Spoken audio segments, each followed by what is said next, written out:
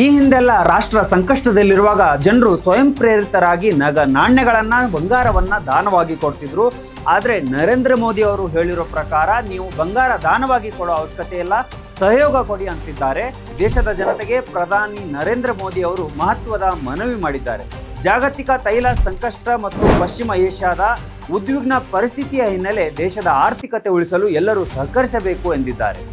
ಮನೆಯಿಂದ ಕೆಲಸ ಮಾಡುವ ಪದ್ಧತಿಯನ್ನು ಮತ್ತೆ ಆರಂಭಿಸಿ, ಅನಗತ್ಯ ವಾಹನ ಬಳಕೆ ಕಡಿಮೆ ಮಾಡಿ, ಮೆಟ್ರೋ ಹಾಗೂ ಕಾರ್ ಪೂಲಿಂಗ್ ಬಳಸಿ ಎಂದು ಕರೆ ನೀಡಿದ್ದಾರೆ. ಜೊತೆಗೆ 1 ವರ್ಷ ಚಿನ್ನ ಖರೀದಿ ಮಾಡದೇ ಇರಲು ಕೂಡ ಮನವಿ ಮಾಡಿದ್ದಾರೆ. ವಿದೇಶ ಪ್ರವಾಸಗಳನ್ನು ಕಡಿಮೆ ಮಾಡಿ ಸ್ವದೇಶಿ ಉತ್ಪನ್ನಗಳಿಗೆ ಆದ್ಯತೆ ನೀಡಿ ಎಂದು ಪ್ರಧಾನಿ ಹೇಳಿದ್ದಾರೆ. ಜಾಗತಿಕ ಇಂಧನ ಬೆಲೆ ಏರಿಕೆಯಿಂದ ಭಾರತದ ಮೇಲೆ ಒತ್ತಡ ಹೆಚ್ಚಾಗಿರುವುದರಿಂದ ಈ ಕ್ರಮಗಳು ಅಗತ್ಯ ಎಂದು ವಿವರಿಸಿದ್ದಾರೆ. ಇದೀಗ ಪ್ರಧಾನಿ ಮಾಡಿದ ಈ ಮನವಿಗೆ ದೇಶಾದ್ಯಂತ ಭಾರಿ ಚರ್ಚೆ ಶುರುವಾಗಿದೆ. ಈ ಕುರಿತು ನೀವೇನಂತೀರಿ ಕಮೆಂಟ್ ಮೂಲಕ ತಿಳಿಸಿ. ಇದಾಗಿತ್ತು ಇವತ್ತಿನ ವಿಶೇಷ. ಮತ್ತೆ ಸಿಗೋಣ ಮುಂದಿನ ಸುದ್ದಿಯಲ್ಲಿ.